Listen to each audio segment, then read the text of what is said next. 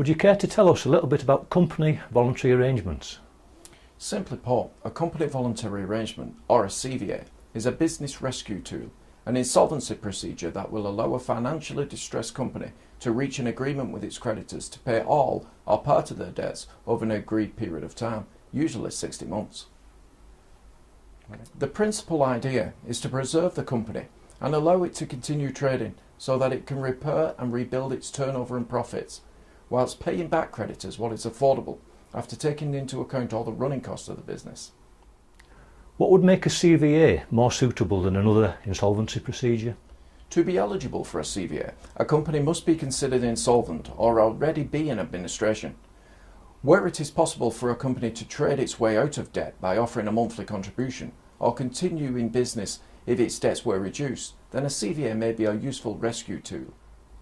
Other situations where a CVA may be appropriate could include where a company wants to avoid liquidation, where a company knows it can be successful and profitable in the future but needs a bit of time, where a company needs to restructure, a profitable company that has experienced late payers or bad debts which has affected the short-term cash flows of the company.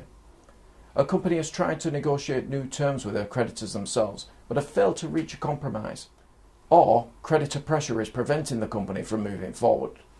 What advantages are there to entering into a CVA?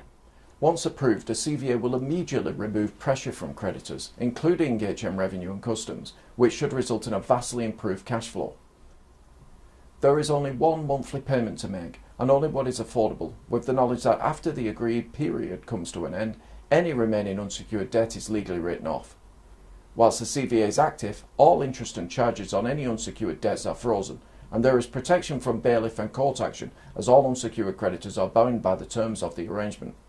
Directors and shareholders remain in supervised control of the company, and the costs are often much lower of those in administration or compulsory liquidation, which in any event are paid from the assets or agreed contributions.